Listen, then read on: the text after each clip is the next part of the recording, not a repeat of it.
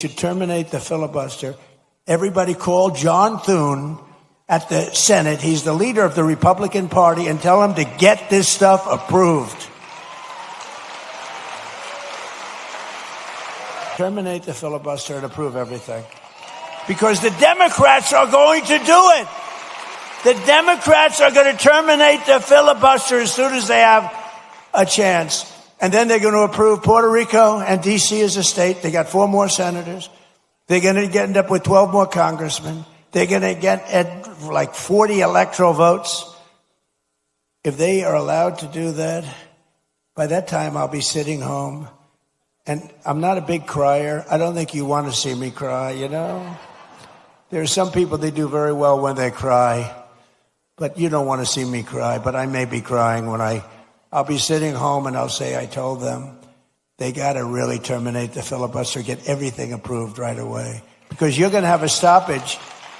You're going to have a stoppage in September. The Democrats won't approve everything. They become deranged, like deranged Jack Smith. Remember that? Hello there, friends. Welcome. Pull up a chair and make yourselves comfortable.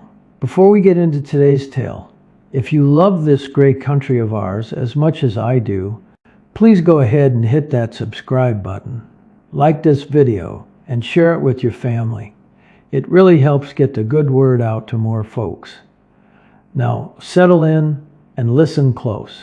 Literally going to write a letter. We're releasing it today. We'll send it to you, invoking Article 2, Section 3 of the U.S. Constitution. We have a Congress that is gridlocked. This allows the president to force Congress to stay in Washington, D.C. and do our dadgum jobs, like Save America, like funding CBP, and like funding ICE. Enough is enough. We are at crisis. We are at war. We're under attack from all sorts of directions and dimensions. It's time we stay in D.C. and get this done. So Article 2, Section 3 of the Constitution, one of the clauses here is convening Congress, just for our audience's sake, right, allows the president to call both houses or either into extraordinary sessions. And I think you're right. I mean, one of the, underreported aspects of what happened at the White House Correspondents' Dinner was the fact that those ICE agents hadn't been paid in 70 days. So that's right. I mean, and look, so under extraordinary circumstances. So I think the logical question is, when has it been invoked? It's been invoked, I think it's 5 times. 4 times have been when you're in a state of war. Now, keep in mind, we've been invaded by 10 or 12 million people. We have criminals on our streets. We literally just caught an Iranian sniper in Alabama. You've got Trinidad, you've got MS-13 all over the country. Like, we are in a state of war. It may be domestic terror, but it's a state of war. And we have to do the thing to secure this country. And if that means we have to have extraordinary circumstances to convene Congress, to get this done, to secure our elections, there is case after case after case of theft, of stealing elections at the local, the state, and the federal level. I would consider that extreme circumstances. When we have Democrats, we know we have Democrats that are stealing elections. Let's pass the Save America Act. And if Thune does not have the stones to nuke the filibuster, then the president has the authority to make them stay there and do their job. And guess what? When they're missing their fundraisers, their codels, and their little birthday parties, whatever the hell they're doing when they're not in D.C., suddenly I think all of that passes when we're here and having to do the job. I'm sick of this nonsense. We work really hard in the House. We pass all sorts of legislation, and we send it to the Senate where it dies. Enough is enough. If they want to play games, if they want to get this done, I encourage the president to invoke Article 2, Section 3, and force Congress to get back to work. And an argument in favor of, I think, especially in the wake of this ruling, if you want a justification for passing the Save America Act, even if it means removing the filibuster, you should check the left's reaction to this Supreme Court case that is changing the Voting Rights Act. It's Louisiana versus Calais, or Calais, I don't know how they pronounce that one. But they're getting really unhinged about it. And I know the Democrats do this a lot, where they say this latest thing is the end of our democracy, but they're getting pretty radicalized on it. There are left-wingers online who are saying one of their ideas is they should add, not merely make DC a state, but make it 8 different states, truly cartoonish stuff to pack the Senate with as many lawmakers as they want. I think it's much more likely that they will just say, we need to abolish the filibuster day one. We need much more aggressive action. We're getting closer to that point where the Democrats are going to make a gigantic power grab the next time they're able to do it. It would behoove us to at least be ready for when this happens. No, and to have the sense of urgency. Act. Why do you want the U.S. Senate to stay in town? Shouldn't they be out across the country campaigning? What a stupid question. Shouldn't they be out and be campaigning, though? What a stupid question. For Jennifer to ask such a stupid, she's a smart person. I knew her all the way back in the Iowa days when she said Trump's going to win. And boy, was she right. So listen, why do I want it? The SAVE Act has to be done. They shouldn't leave town. I'm not going to stop them from doing it, but they should get the SAVE Act done. If they don't get it done, it's going to be a very bad thing for the party. And frankly, you know, if you look at it, the SAVE Act is going to be voted against by all Democrats, just so we know.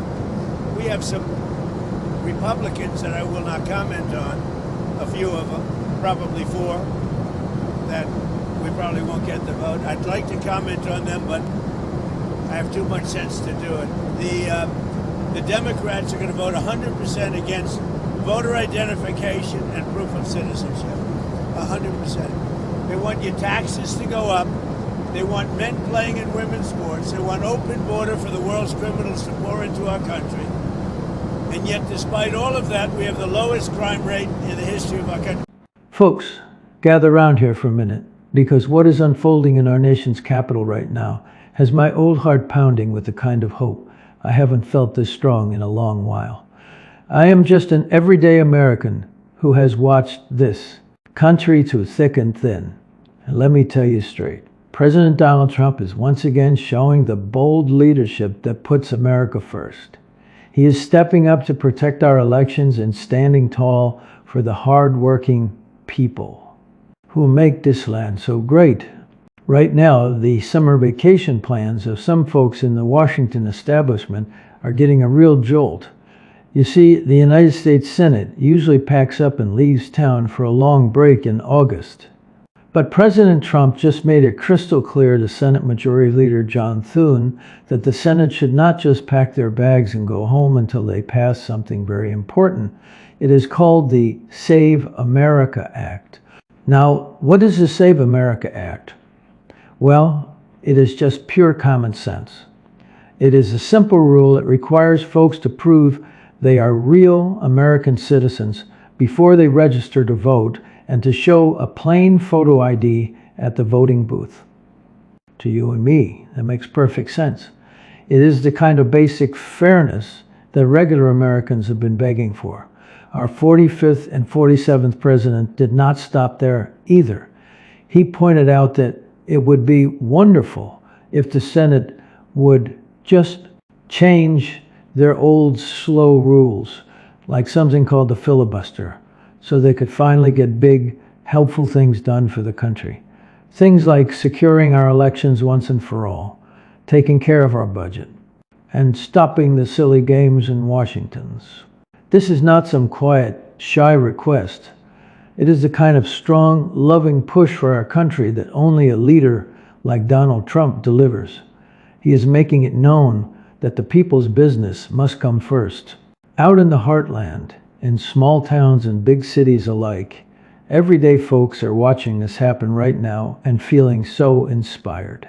I was just talking to a neighbor, a kind farmer, who has worked the exact same dirt his daddy did. He told me with tears in his eyes how happy he is that someone is finally fighting to make sure his vote counts the same as everybody else's without anyone breaking the rules.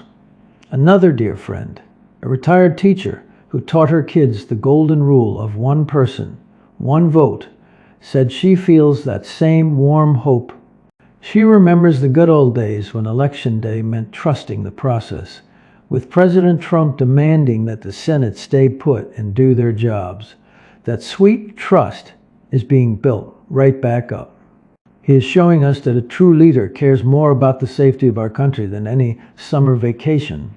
Shifted all that much, and you can just see it right here. Okay, so we're talking about voters favoring photo ID to vote. Among all voters, we're talking 77%. And this is uniform, basically, or universal, I should say. Universal. Democrats, 62%. Independents, 77%. Republicans, 95%. this is something that is popular across the political spectrum. It is a rare thing that is popular across the political spectrum. When it comes to voter ID, the voters are with President Trump on this, whether they're Democrats, independents, or Republicans. Overall, very clear. We're talking about 3 in 4 overall who support the idea of photo ID in order to vote. Even 62% of Democrats show an ID when you show up to vote. Now, showing a very specific ID when you register to vote, proof of citizenship like a passport, birth certificate, or real ID, which not every state has. How do voters feel about that? Yeah, okay, so I think this might be a little bit more in the eye of the beholder. Johnny and I were talking about this. So document proving citizenship to vote. What you can see here is, again, it's clear the majority are for it. The majority are with President Trump here. We're talking about 54% of Americans. We've seen this in poll after poll after poll. It is lower than the voter ID, but it is clear. You get that 54% who support it. You get 37% opposed, which is a sizable minority, but definitely lower than the majority. And then among independents, which is a group that President Trump has really struggled with, you still see it here, right? You see the majority of it, or the plurality of independents, 49% supporting the idea of needing document proving citizenship to vote, 49% versus 38% who are opposed. So whether it's overall or independents, yes, the support is lower than it is for photo ID, but it is very clear that the majority of people are in fact for it. It's definitely a majority. It's still not the 80% No. for voter ID when you show up to vote with the photo there. This is showing proof of citizenship to register there. There are voting, public interest groups who say not everyone has. Now, you think that because Friday, when we last left this story, the funding, a deal was made, right? A deal was made to fund TSA and DHS and everything else. No, it wasn't. No, it wasn't. And they knew it wasn't going to be. And that's why John Thune, what a puss that guy is. That's why he gets onto a plane and he is out. Friday morning, he is gone. He makes a deal in the middle of the night, knowing that the House is not going to accept this. So when the House gets it, they're like, no, we're not doing this. We're not doing this. And what happened? Because he wanted to go home and get some sheepy sheeps. He's on a 2-week vacation now. They have stopped working in the Senate for 2 weeks. When is this going to end? When is enough? In Texas, the governor will call you in to special session all the time because Texas, they only meet every other year. Thank God. Why do you think Texas has some chance of making it? Because our politicians only work part-time every other year. So these guys go on hiatus. They're gone now for a recess, like they're kindergartners. For 2 weeks, they go on recess. You know what? You don't get a recess if you don't do your job. How many TSA workers? We want to talk about compassion. How many people that the left always says, "Oh my gosh, we have to have compassion for the worker." What about the worker in the federal government? What about the poor worker who has nothing else and they're working and they're patriots? They're patriots in the government. How many times have you heard them lecture?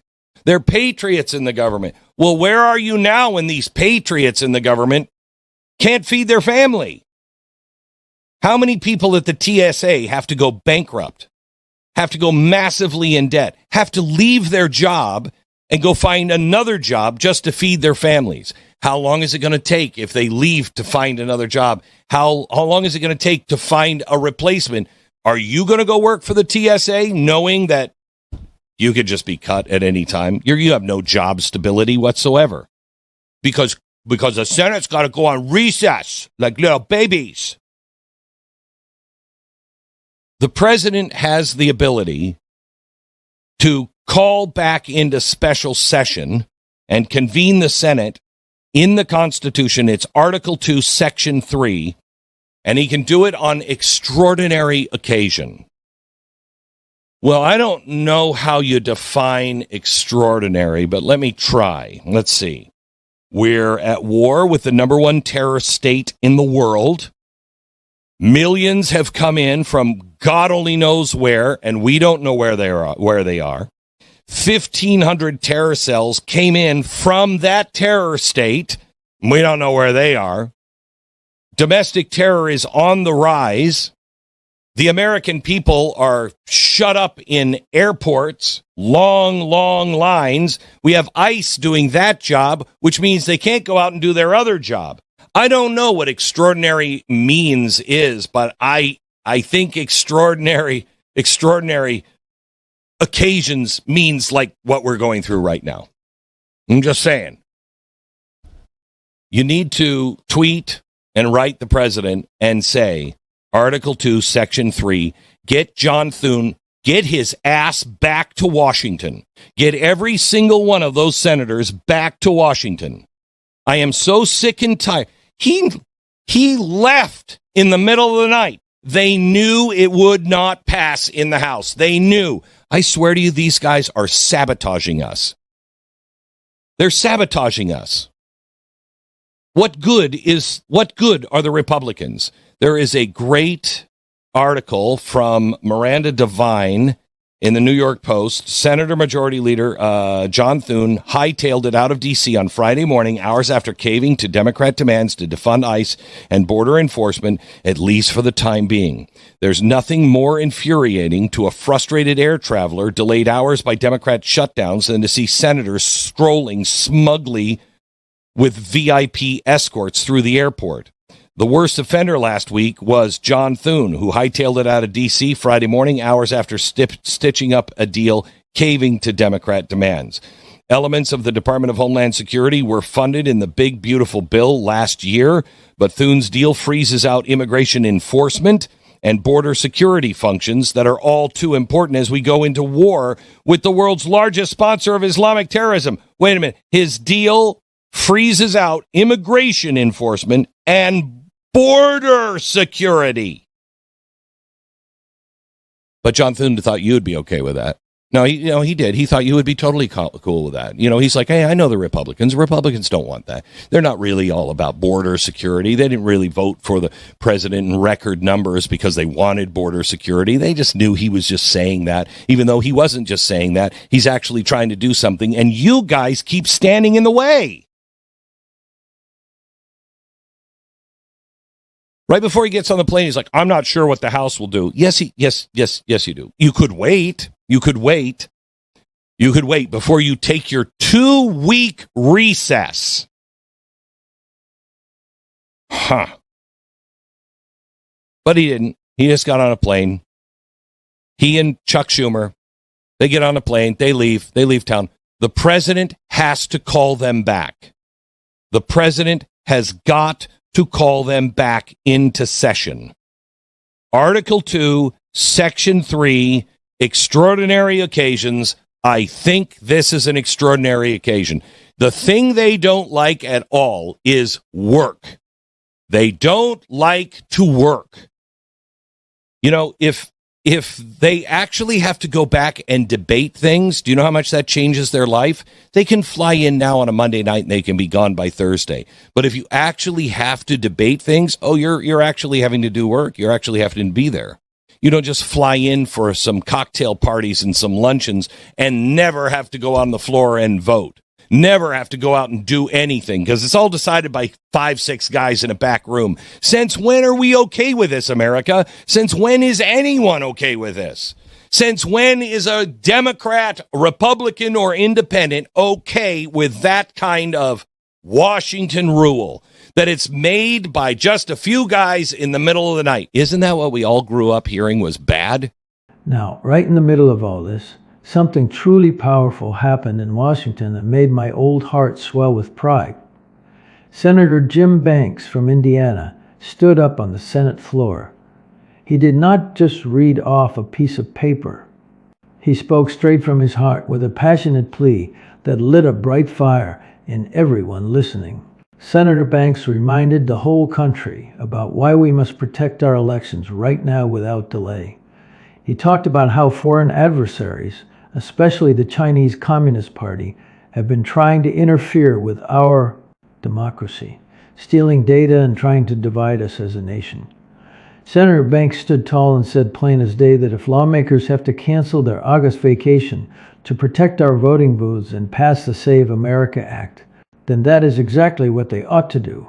He reminded everyone that American elections must be decided by American citizens only, now and forever. Protecting our nation's freedom is far more important than taking a summer break. When he spoke those words, You could feel a wave of energy spread across the room. Other good leaders, like Senator Mike Lee from Utah and Senator Rick Scott from Florida, stepped right up beside him. They said, "We cannot just rush out the door to go on vacation when there is vital work left to do for the American people." They promised to stand firm and stay as long as it takes. That is the true America First spirit in action, putting the security of our vote ahead of personal schedules. Now, some folks might wonder how a president can push the Senate to stay and work. Well, our great Constitution gives the president special authority under Article 2, Section 3. That part of the Constitution says that on extraordinary occasions, the president has the power to bring Congress together or handle decisions about when they take a break. President Donald Trump knows how important this moment is for the nation. He knows that safeguarding our votes from outside interference is the most serious job there is. By showing he is willing to use every constitutional tool available, he is forcing Washington to pay attention and put the American people first. This kind of strong resolve brings so much comfort to folks like you and me. It shows us that our 45th and 47th president will never back down when it comes to defending our fundamental rights. He understands that our vote is our voice. When a leader fights this hard to protect our voice, it gives us deep hope that the American dream will stay safe, secure, and bright for our children and grandchildren. Yeah, Mark, I mean, this is so frustrating. I'm brand new in the Senate, and the 60 vote threshold in the Senate blocks us from doing anything that the voters want us to do. And it's why count me in the category of one of the new young senators in America who want to get rid of the ridiculous filibuster rules. Something like this to save our country, just like the Save America Act to provide voter ID at the ballot box, something like stopping birthright citizenship for invaders, for illegal immigrants coming into America. I say nuke the filibuster and pass this bill right away, because our country is not going to last if we don't do it.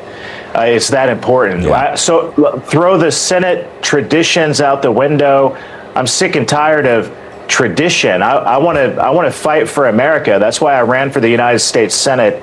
And the Citizenship Act is worth changing the rules to require 50 votes with the vice president breaking the tie rather than 60 votes. I think we can pass it out of the House. Brandon Gill is a new young rock star in the House who's fighting for America.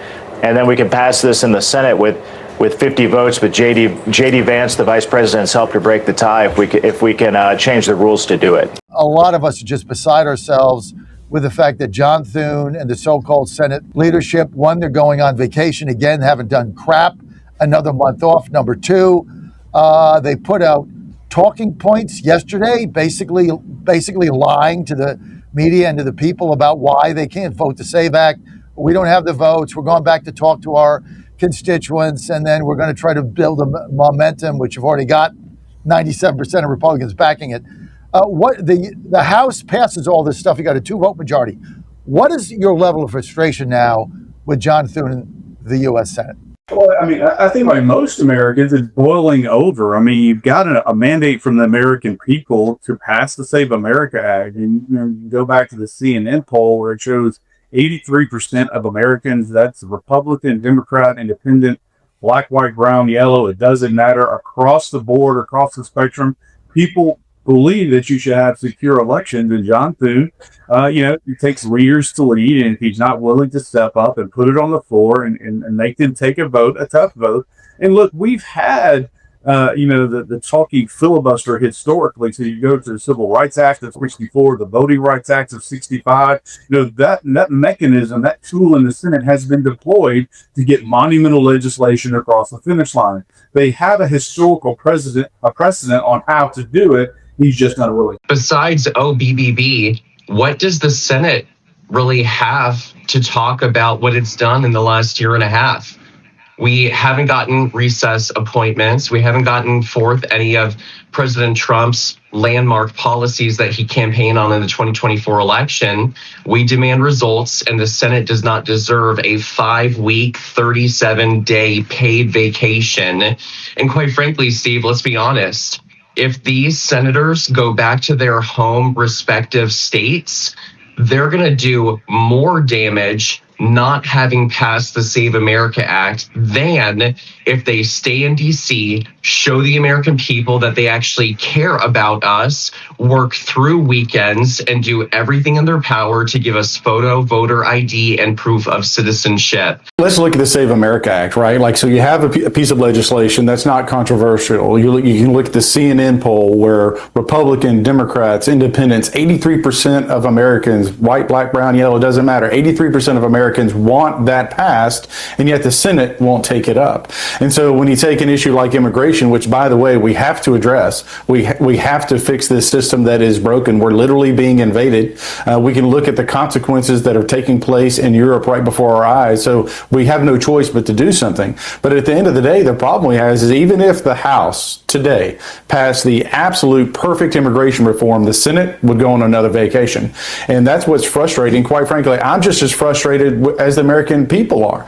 I mean, the Save America Act, look, if you're going to be the world's most powerful nation, the superpower, you got to have a strong standing army, you've got to have secure borders, and you know what? You have to have transparent and accountability in our elections, and we don't have that right now because we know that the states like California, like New York, they're going to cheat to try to win seats. So enough is enough, and so John Thune needs to put this on the Senate floor. I don't care if he has the votes or not. Put people on the record, and if he's unwilling to do it, he needs to step out of the way and let Mike Lee or someone else, Rick Scott, someone to take the helm, to call the vote and put these folks on record. Yeah, I completely agree. And I think the numbers of senators that are stepping up saying cancel August recess is increasing. I know Senator McCormick from Pennsylvania is the latest to add his name to that. So God bless them. I think they're up to like 14 or 15 senators that are saying, let's stay in D.C. and get the job done. And on this point for the Senate, and I apologize to interrupt you, but historically speaking, when you look at the talking filibuster in the Civil Rights Act of 1964, the Voter Rights Act of 1965, you look at Dodd-Frank, the talking filibuster has been used in the Senate over and over again to get monumental legislation across the finish line. There is a formula to do this. There is a precedent to do this. John Thune, again, do your freaking job. Do what the former majority leaders have done in the Senate, and they use the talking filibuster, whether it takes 2 days, 2 weeks, or 2 months. Get it done, because that's what the American people want. Looking back over the years, I have seen a lot of leaders come and go in Washington. But President Trump's style is entirely different. He is direct, determined, and he always circles back to his core promises. That builds a deep, trusting connection with regular folks like us. He sees the threats to our great country very clearly. Foreign interference, trying to mess with our democracy, and weak spots in how we register and vote.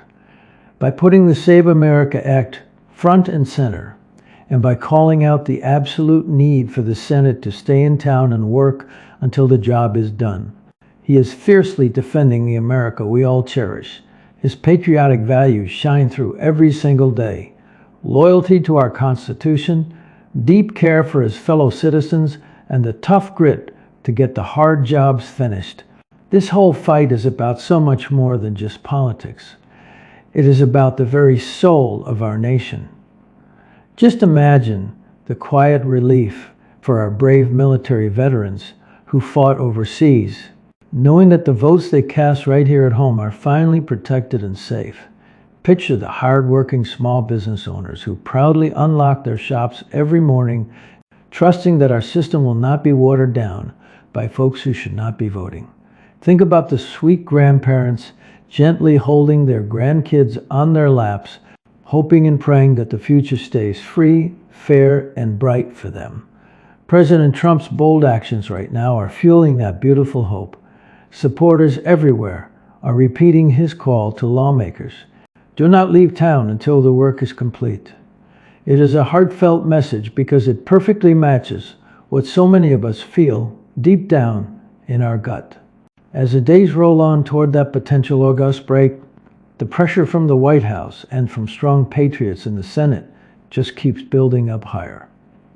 Senator Jim Banks's brave words about China and the urgent need for immediate action are echoing loud across the country. President Trump's firm promise to use every single constitutional power he has, like his Article 2 authority, keeps the focus as sharp as a tack. This is a massive, historic win in the making for our America First values. We are talking about secure elections, strong leadership, and a government that actually works for the everyday people instead of taking long, lazy vacations while threats linger in the shadows. I sit here right now sharing this with you, reflecting on how far we have come under this president's grand vision, from securing our borders to fixing the economy to protecting the ballot box. It is all beautifully connected like a strong iron chain. When you protect the vote, you protect everything else we hold dear. Everyday Americans are feeling incredibly inspired today. We are standing just a little bit taller, knowing someone in the highest office is fighting with the exact same passion we feel in our own hearts. That is the wonderful story unfolding right now before our very eyes. A story of pure boldness, of incredible heart, and of a leader who simply will not rest until our country is safer and stronger than ever before. God bless President Donald Trump, and God bless these great United States of America. Well, my friends, that brings us to the end of today's story.